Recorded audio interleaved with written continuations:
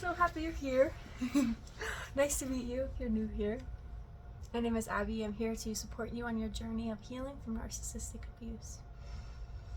In today's video, we're going to talk about how bullies covertly rewrite reality so they get to bully you.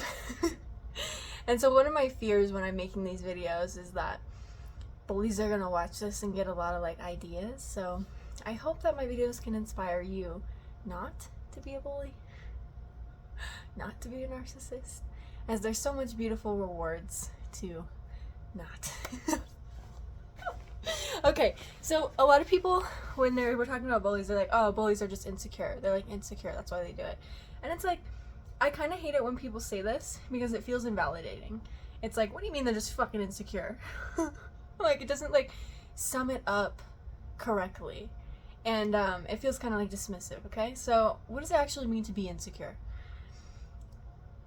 Let me know in the comments if you relate, if you've ever felt that. But what does it mean to be insecure? When someone is insecure, their self-esteem and their self-worth is dependent on those around them. So inside, they are insecure. They cannot feel secure unless they are in position to others. I think this kind of relates to codependency too. But so when people are insecure, they often have superiority complexes, right? So there's a way to build the self-worth and to build security, internal security, and in the right way, the inner work way, the light way, you could say. And there's a way to do it the wrong way, which is developing a superiority complex. So what people will need to do in order to feel stable, they constantly have to one-up others. And they do this by covertly rewriting reality. And so I'm about to explain it. Let me know in the comments if you've experienced this. You may experience this. Here's the thing. You may experience this, but not know that this is what you're actually experiencing. Because before we do a lot of our healing and stuff, it's I'll tell you how I used to be. I used to go around the world just feeling inadequate. I had this energy over me where I just felt, afraid in public and anxious in public. And what was happening is that there was often people who were engaging in these covert, awful bullying tactics towards me. And I wasn't able to recognize it. So I'm going to shine some light on this tactic because it's hard to comprehend how, for me sometimes, how this even happens to people. But so basically they'll literally assign emotions to people that aren't true, so that they can fuel their superiority complex. And the only way to fuel a superiority complex and this unhealthy way of having self-worth is to bully people. And that's the fucked up part, is that they're using you as a prop in their avoidance of their own inner work and healing. So I'll give you a good example of this. So I have so many, but I don't want to get too personal. Okay, let's see. Okay, so let's say you are, hold on, let me talk to my spirit for a second and see, my soul, and see which story I want to share. So I was at a self-checkout station in a store, and I was a little bit puzzled because I hadn't been to this store in a long time, but I used to frequent the store. And the whole layout changed of the self-checkout area, so I was a little bit caught off guard, whoa, don't remember that being there. And then I get to the self-checkout, and the staff member had projected kind of confusion onto me. And so I made a simple mistake. I scanned the item before I was supposed to, but I was supposed to hit my rewards number first before I scanned the item, so it didn't actually scan. So I made a mistake. And it's the staff member was watching me, and she kind of projected confusion onto me, where she corrected me immediately as I scanned. She corrects me, And she's like, it's gonna ask you if you have a rewards number. And I felt immediately this energy of like, ugh. And it was disrespectful, right? Like when she says that, it's subtly implied that I couldn't read the screen on my own. Like I couldn't do it on my own. And so it's like they're like projecting a version of me that's like less capable, unintelligent, and confused. And like on the surface, it can seem like a normal interaction. Like a lot of like, and a lot of I don't like this. A lot of enablers would like totally invalidate me for this story, so please hold my story gently as I'm being vulnerable with you. But so like the dynamics that are going on here, let me slow down. The dynamics that are going on here is like this whole interaction was driven by this person's need to feel superior to me. So on the outside, there's all these distractions of what it really is. She corrects me over something minor. I feel the like bullying energy in my body. And the whole dynamic is just coming from that need to be superior, right? So they make assumptions about reality and what's going on with you to use it as an excuse to bully you. And they bully you so they can feel superior to you. In my video about most bullies operate secretly, in that video, I talked about how one of the points I made was bullying disguised as correction. This is a direct example of bullying disguised as corrections. So it looks like she's just trying to help me with the self-checkout, but the energy underneath the surface was disrespect and projection in order for her to feel superior, right? Because you can, as a highly sensitive, I can feel the difference between help and control and bullying, right? Like I read energy, right? I don't care about words. No, I don't give a fuck about words. I read energy. And and that's what you need when you're dealing with bullies. You got to read the fucking energy, because the energy is going to be different than the words. And if you're only paying attention to the words, you're just going to enable them and stay trapped with them forever. So okay. So yeah, so I'm like, so in this example, they make assumptions about you, judgments about you, judgmental takes about you to feel superior, right? It's like, this person didn't, it's like they needed me to be less than them so they could correct me. And then I don't know what exactly was going on in her head, but it fuels whatever stories they have going on, you know, like, oh, people are so dumb when they walk in here, I'm more smart than everyone, or I'm such a great manager. And when people have these narcissistic delusions of themselves, especially like I'm such a great manager, or I'm such a great coworker, they act in ways that appear great and helpful, but underneath all it is bullying, because the bullying tactics, the covert bullying tactics, are literally what they need to fuel that narcissistic delusion. And so you might be wondering like how I react to these things. Normally, I ignore people when this happens. I might clap back if it's like really necessary.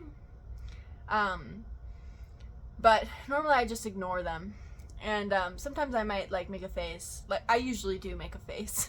I'm like and yeah, so but that's part of my like non-people pleaser nature. Right? I hope this can be inspiring for you. Like, I don't give a fuck about being polite in public, because many people are not polite. They're not polite. And so I'm not going to give my reciprocal loving energy back to people who are literally using me to fuel their stories. Okay? And so this is how these covert bullying tactics show up. They literally rewrite who you are and what you are so that they can feel superior to you.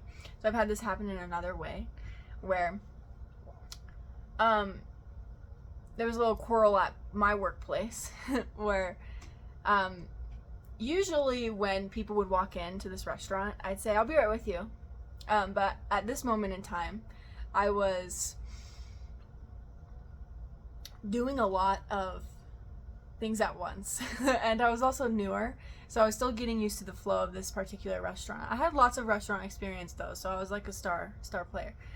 And so I have a cup, and I'm like trying to fill up the cup.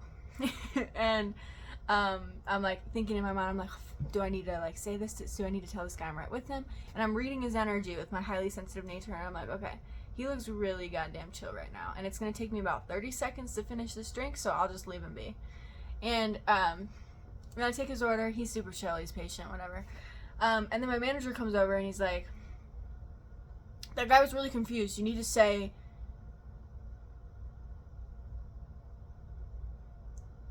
fuck. That guy was really confused. You need to say, he didn't say fuck. I just lost my train of thought.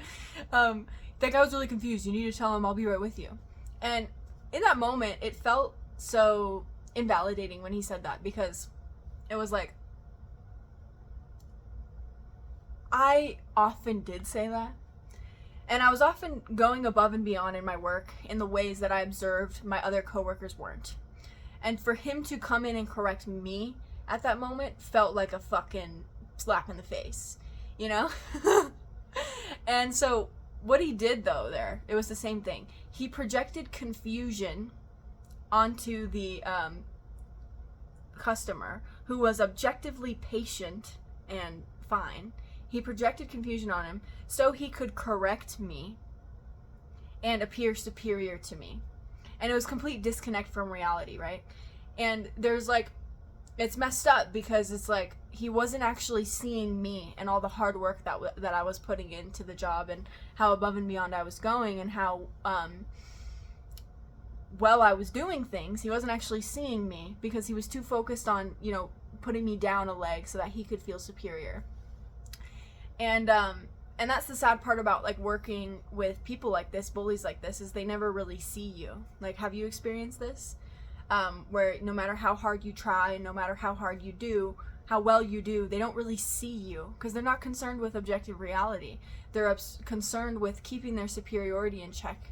And it's like it's rigged. You know what I mean? The system is rigged. You have to be a bully to move up.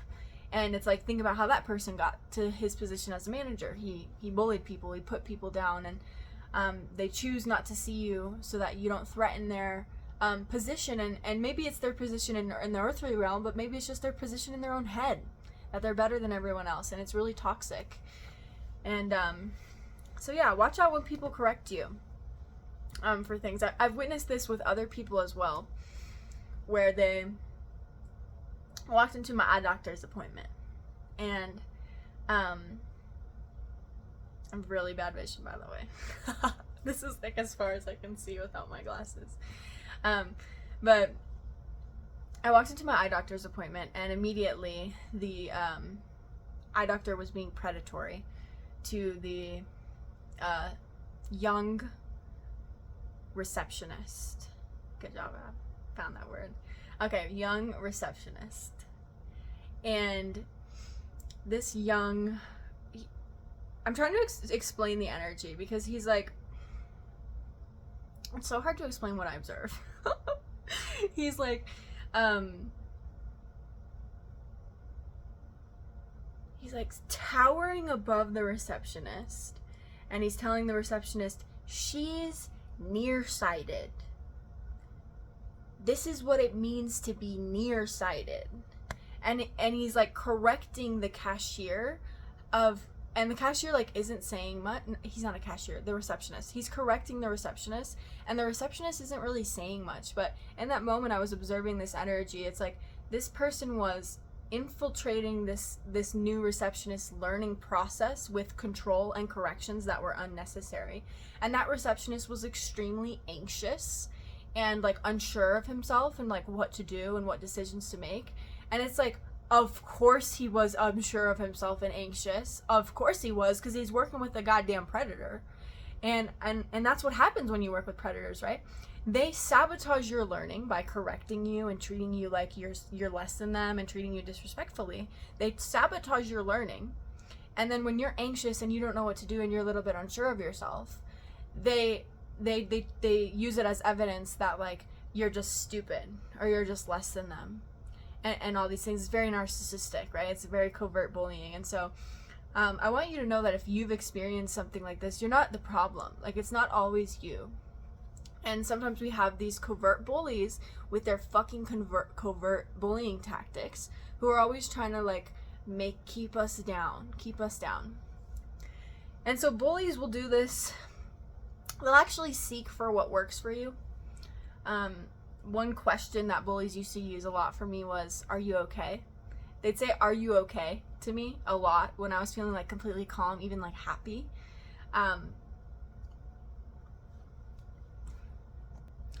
so narcissistic people have this, like, imagined authority over life